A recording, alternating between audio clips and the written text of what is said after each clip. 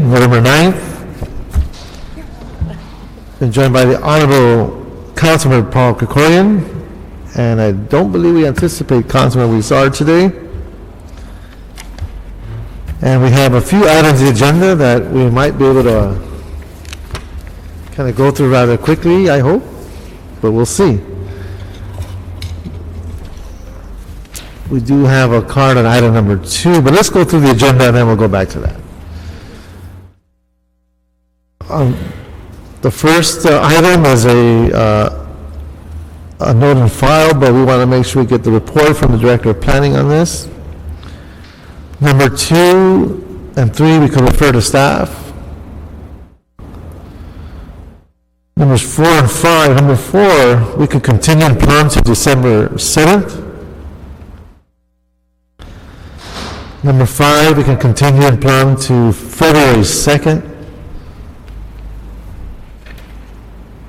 6, we'll continue and plan to November 16th. And hopefully in council on November 23rd. So, almost done with the agenda. We do have a director's report. Do you want to combine 1 and 7, or want to keep them separate? Sure, I'd be happy to combine them. Okay, we'll combine 1 and 7. But we do have a call to number 2, so I want to get back to number 2. And before we act on number 2, we have Robert Cherno. Sir, come on up. Good afternoon. I took some time out of my schedule. Ironically, I was here this morning on an issue that pertains to issue 2, agenda item 2. We have a lot of conditional use permits that are expiring. The city has no way of knowing when they expire. The one I was on today, it expired 4 years ago. The departments have no enforcement ability. LAPD tells me that Vice has been instructed not to take enforcement. The city is losing money. I've had a few meetings with Michael Legrand here on this discussion. We're very concerned how much money the city is losing and the fact that the citizens of the city are not being properly protected. These permits cost around $10,000 apiece. They appear to be holding off 5 or so years, and that's usually the average lifespan of a permit, which means the city is losing out on a lot of revenue. And then we're concerned about the fact that these establishments are out there selling alcohol and they're not being regulated. I hope that there's given proper consideration and that a program be immediately implemented, not only for the program to determine when they expire, but a program for enforcement. Both Building and Safety and LAPD is not enforcing, and we're very concerned about it. Thank you. Well, thank you for that diligence and reminder, and we'll put together an approach that hopefully can help us get to the crux of the matter in dealing with these issues, with these permits. So, Councilmember, both items 2 and 3 have been referred to staff, and we've continued 4, 5, and 6. So maybe we can get to items 1 and 7.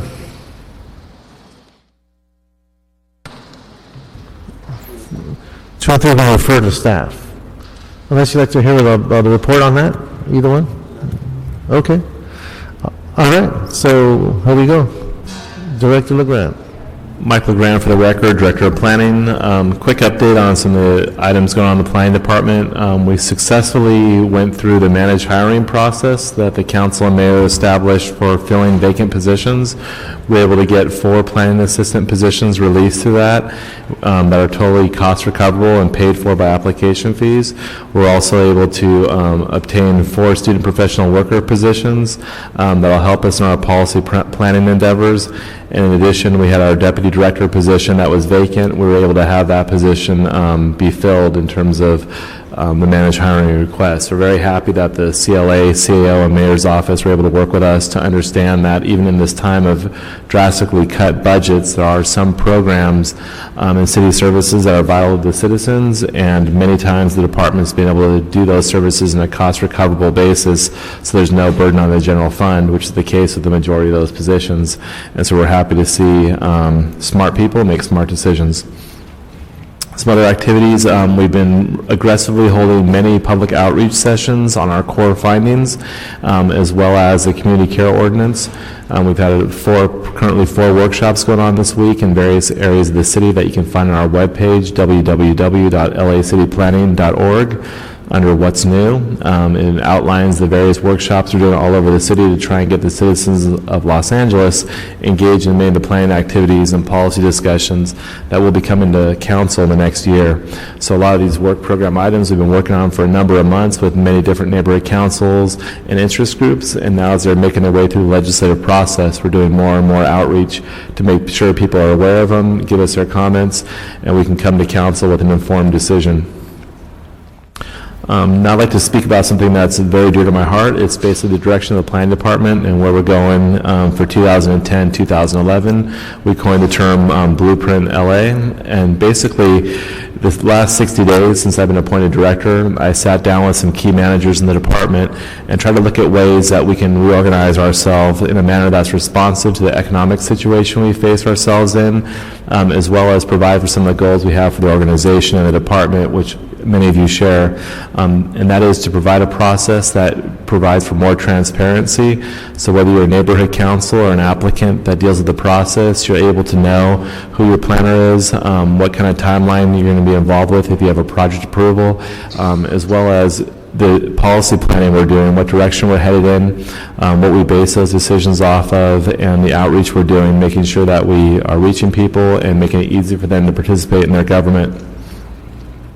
We've been hit with some severe budget shortfalls. We went down from last year, for example, in our zoning administrator's office from 10 zoning administrators down to 4.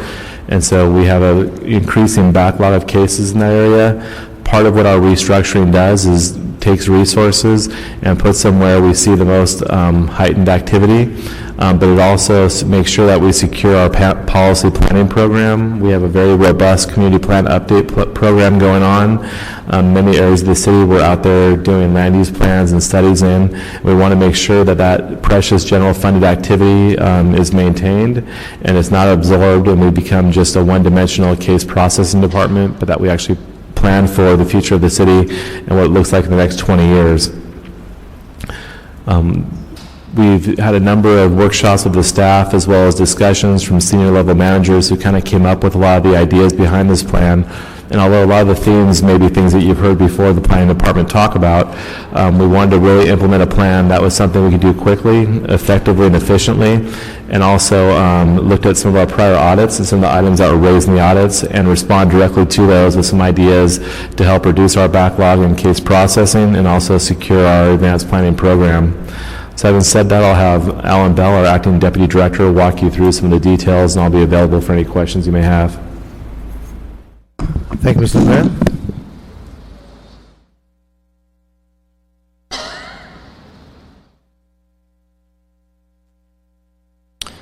Good afternoon, members of the committee. As Mike said, when he was appointed Director of Planning, we were faced with the challenge of trying to plan for a very robust work program with a much smaller planning department. Due to ERIP, we lost over 50 key planning members, longtime planning staff members, and of course, none of our vacancies were filled. So that, coupled with the furloughs, has resulted in a capacity for the planning department that is about 40% less than what we had planned for before. We had a series of audits that were critical of our ability to get out the cases, and there's also been some concern about our ability to get out the community plans, and there's also been some concerns about a perceived lack of transparency in terms of our planning processes and our ability to deliver effective customer service. So what we did was we took a look at the prior reorganization plan. We took a deep breath. We engaged the staff in a conversation about what would be the most effective way to organize the planning department to deliver on our core services. And we came up with a plan that we think achieves all of these objectives. We think that will enable us to do, in essence, do more with less. So I'm going to walk you through now the components of the plan. Specifically, we will be establishing 4 main divisions within the planning department. We'll be organizing our work geographically. We'll be instituting very robust measures to improve customer service and to improve transparency and accountability. So let me walk you through each of these different provisions right now. The first main division that is going to be instituted under the new reorganization plan is called a Policy Planning and Historic Resources Division. This division basically will be moving those planners who are currently working on long-range plans within the Community Planning Bureau and uniting them with the planners who are working on citywide policy. What this will do for the first time is it will enable us to have a very robust long-range planning function supported by the general fund that approaches new community plans, updates to our citywide elements, as well as responding to particular council motions that are necessary from a legislative analyst standpoint. What we have found is that the current approach, by fragmenting our long-range planning among different planners and different divisions, we're not able to institute a team approach. This will allow us to use a team approach and much more effectively deploy our planners and be able to get out our community plans on a much more timely schedule than we are to right now. This particular division will also have within the Office of Historic Resources a specialized unit dedicated to HPOZs, Historic Preservation Overlay Zones. Again, the planners that we have dedicated to this particular function are split among different divisions. We don't have a unified unit dedicated to this particular function, and they don't benefit from the expertise of the Office of Historic Resources. Now they will. They will be directly accountable and directly accessible to the Office of Historic Resources, and we feel as a result of this particular reorganization, we will be able to much more effectively implement and administer our historic resource programs and therefore preserve our historic neighborhoods. So that, in a nutshell, is this new policy planning and historic resources division. Again, the main thing here is that we are going to be consolidating all the planners that are working on long-range plans, policy plans that the city initiates.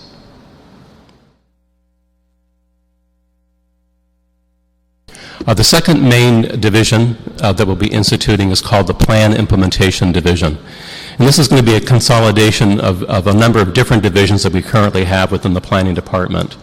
What is unique about this particular division is that these are all of the applicant-initiated discretionary land use approvals where applicants have to go before the planning department and they need a specific entitlement, whether it is a conditional use permit given by the Planning Commission, a zone change, or general plan amendment. These are all fee-supported services, and someone is asking for a discretionary application before the planning department.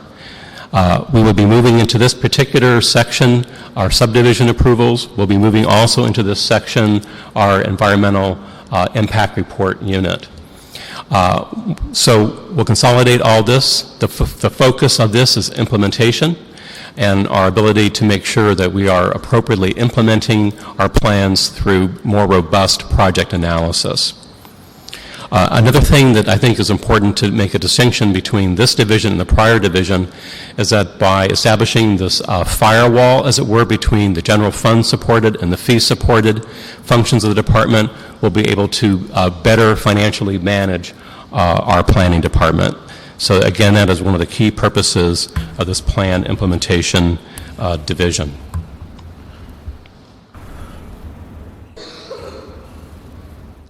The third major functional division is the Development Services and Zoning Administration division, and there will be two key components to this. The first is the Development Services Center. Let me just touch on that very briefly right now. But this will be a consolidation of our two counters, one in the valley and then one in downtown, and then our case management services, which are currently located in City Hall. Our intention is to consolidate all of these functions at the two counters, and we will be able to provide a whole menu of services that right now are splintered among different units within the planning department. I'll talk about that a little bit more when I talk about how we're going to enhance our project review process. But just bear in mind the critical role that the Development Services Center is going to be playing. And then the second main section within this division is the Office of Zoning Administration. We've had a long time Office of Zoning Administration. This office will continue as presently contemplated within the city's charter. How we expedite projects within this office, I'll touch on that a little bit more briefly. One of the things that was very important as we went through this whole exercise was trying to make sure that we had a plan that was going to be responsive to the community, that we analyzed projects within the context of particular neighborhoods. So geographic focus and a neighborhood focus is a very key critical part of this reorganization plan. Toward that end, we will be establishing, as part of this reorganization, 10 geographic coordination teams. We will be addressing the issue of geography in two ways. One, within each of the functional divisions, assignments will be made primarily on the basis of geography.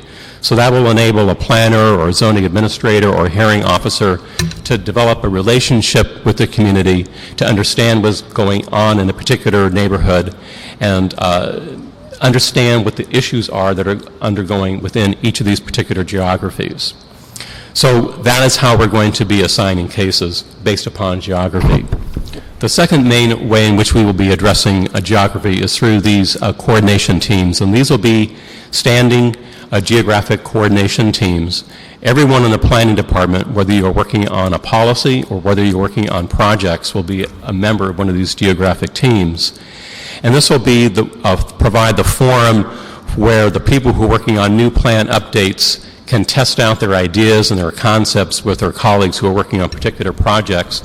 And that will provide a way for us to really ensure that our new plans and new updates really reflect what is going on the ground in particular neighborhoods, in particular projects, so that we can draw upon the expertise of people who are working on projects to make sure that our plans are realistic, they are in fact responding to community issues and community needs. Right now, we don't have a mechanism for doing that, and these geographic coordination teams are intended to kind of fill that gap of communication between the people who are the eyes and ears of the planning department and our city decision makers and our long-range plans. Mr. Mayor, let me, I want to play devil's advocate on this particular assertion. And that is, and I'm trying to be diplomatic here, but there are other agencies and other departments in the city that might view being placed in certain geographic areas as tantamount to either a reward or a penalty. So in certain sections of the city, if staff units are placed in a certain location that some might deem undesirable, they might take it as a form, not of punishment, but of being put there under this cloud of, is it a punitive measure, whereas they're sent somewhere where it's more desirable for all the different reasons that we know. How do we address that, or do we, or has there been any thought to that dynamic, or even if it exists? I'm not sure that it does exist. That's not something that I myself have heard, but I do understand that there is a desire to move within the department, both in terms of assignments and then also in terms of geography. And as we roll out this plan over the next 2 to 3 months, we will be allowing staff to put in particular rotation requests. Our intention is to make sure that we have the best teams possible within each particular geography, to make sure that no one community is given short shrift, to make sure that individual planners who are working within the department are not given short shrift. So we want to have a balanced team within each particular geography, and that is going to really address the issues that are bubbling up within that community, and then where the opportunities are as we create our new particular plans. And certainly the biggest opportunity that we have, and our reorganization is intended to address, is the investment that we're going to be making in our transportation infrastructure over the next 10 to 20 years. One of the purposes of our policy planning section is to prepare the way to create sustainable transit communities around our transit stations and to coordinate very closely with MTA and the state in developing those new plans. And I just thought it was important to raise that dynamic, because historically I know it exists in other departments. I would say back when I was starting, there was that sense of, Right. well, now you got to work in that area, and then who did you get mad? And Right. well, it was that kind of mindset. So I'm glad to hear that we're looking at this in a manner in which we have some fluidity to a career projection. Right. If folks are wanting to learn about every part of the city. Right. And as planners, and I know we have many people who have the best intentions as a planner to do the best for those communities. Mm-hmm. And so I'm not questioning that integrity. It's more of understanding that those dynamics exist, and we should put it all on the table as we go through this discussion. Right. Thank you.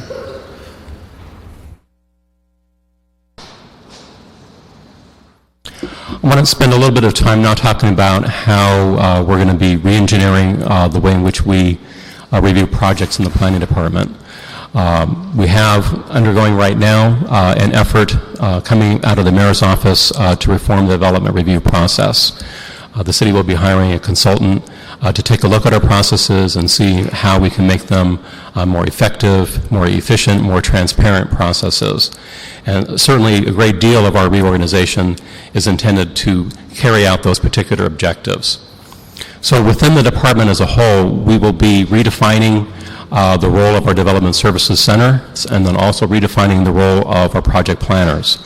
The intention behind this is to improve our customer service, to improve the way public can access and get information about our particular projects that are going on in their particular communities, and then also to elevate the role and the status of the planner and to enable them to do a better job at analyzing the pros and cons of specific development projects. So the first point of contact that most members of the public or most people doing business with the planning department will be at the Development Services Center. This is where they will get basic information about planning processes, basic information about how to file for a land use entitlement, and there will be specially trained planners at this Development Services Center that can explain to them in very plain, common language exactly what it is that you have to do business with the department, kind of take out some of the mystery about what it is that you have to file for, and to provide, to be in a sense kind of their guardian angel in terms of how to file. Making sure that the role of the Development Service Center is going to be elevated, that's a key part of our reorganization plan, to make sure that the first point of contact is a good one, that they can get their questions answered, and that the guidance that they get from specially trained planners is the proper guidance. Once they file for an application at the Development Services Center and they pay the filing fee, we want to move that project immediately to a project planner. And the role of the project planner is going to be very different under this reorganization plan and this enhanced project review process than it is right now. Currently, we kind of take an assembly line approach to looking at a particular project. One planner will work on assembling the engine, another planner will work on the body. We don't have one planner taking a holistic approach and analyzing all aspects of the project, whether it's the environmental analysis of the project or the project description. Right now, with this plan, planners will be able to take a much more holistic approach to analyzing all the different aspects of the project. So the planner will be working directly with the applicant much earlier in the process to resolve any issues about the particular filing application. They will be doing the environmental analysis themselves or coordinating it rather than having specialized planners to do that. So all aspects of how we look at a project, analyze the pros and the cons of the project will be highlighted and coordinated by this planner. So the principle that we use for this is we're calling it one project, one planner, who will be taking the project through every step of the way from deeming an application complete, serving as a hearing officer, making recommendations, going through an appeal until there is a final decision on a project, whether it's an approval or it's a denial, or if there is an appeal on that. So the skill set that, for example, are found in the EIR unit, Environmental Impact Report unit, that skill set will be shared so that each team has that capacity as opposed to sending it to one unit and they've got Yes. a pile of applications building up.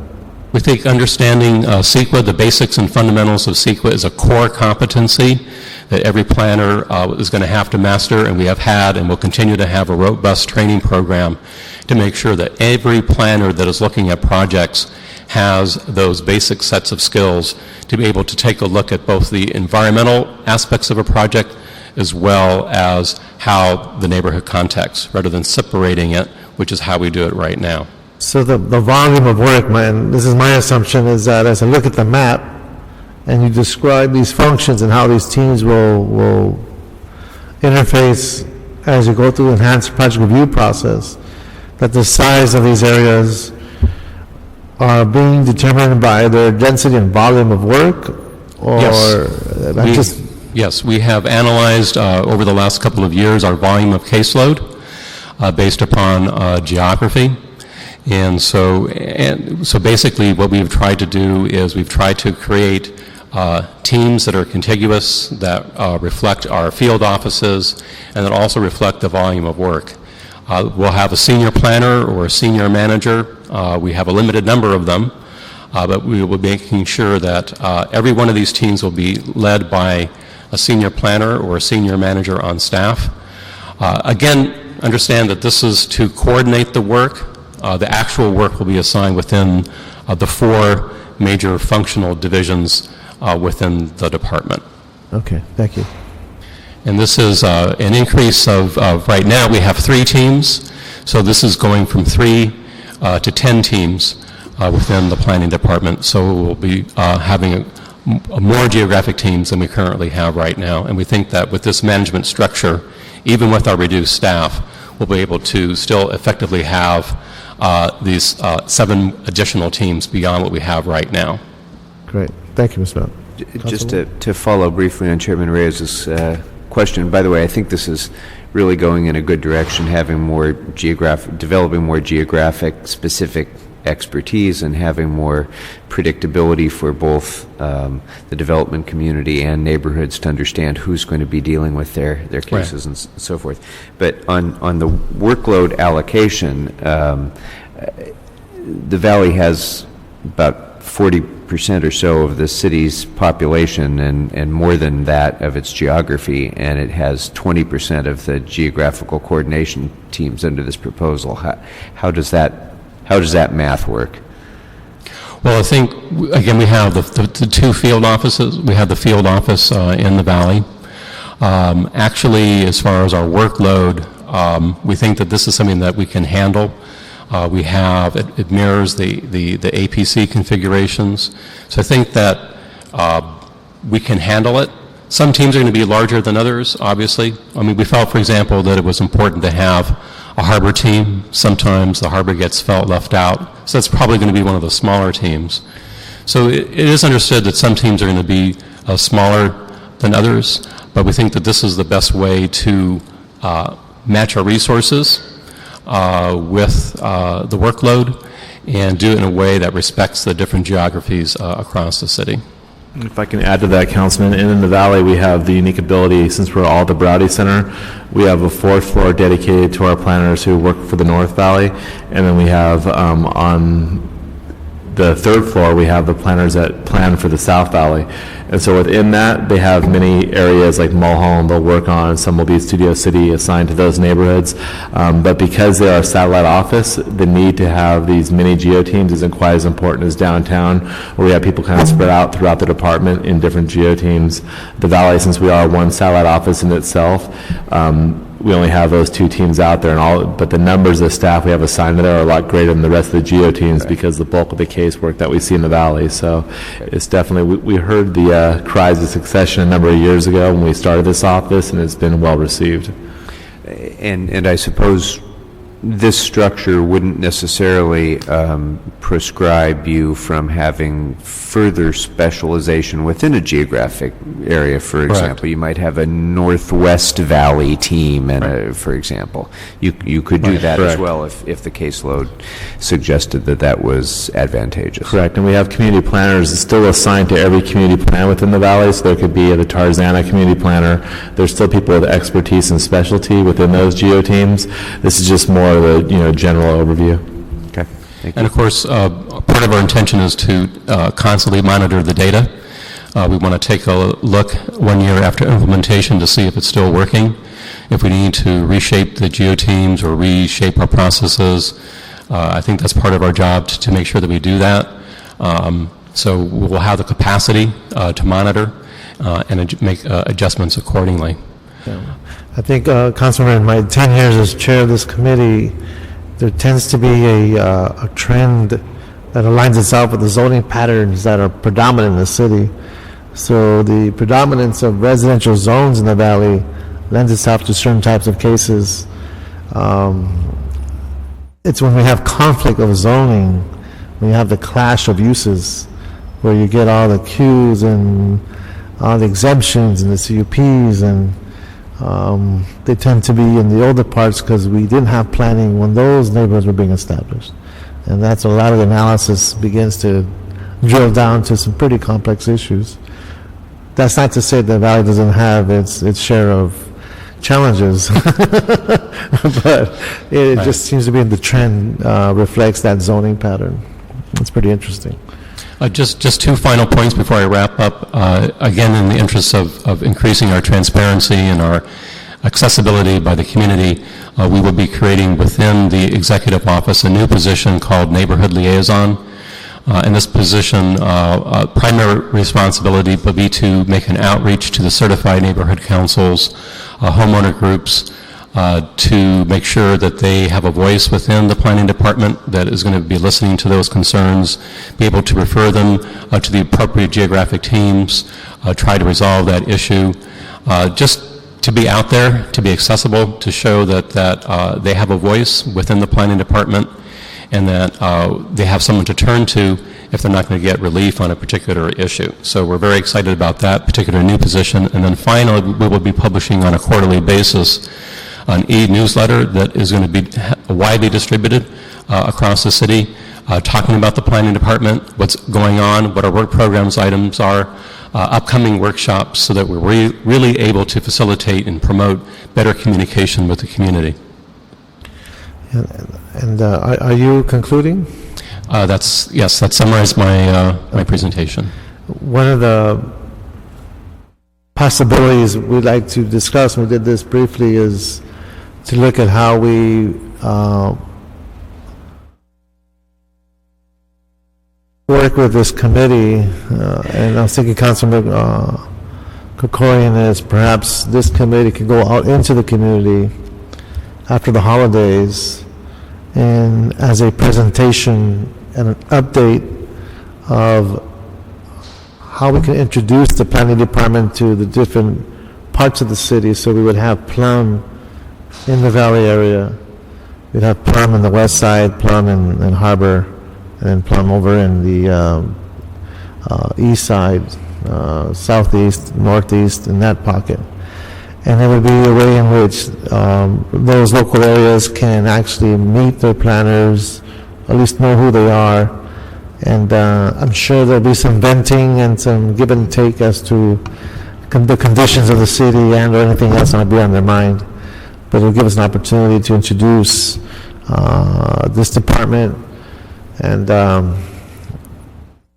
give us an opportunity to also speak to how we can become more efficient and perhaps lay out information that allows for the type of flow that's being proposed by this new structure, and create that level of knowledge and enhance that communication. But it is a double-edged sword, so we will be out there. But we can engage in. I think it would be very healthy to go through that. But we'll visit the healthy question after the meeting, so. But that being said, anything else you'd like to add?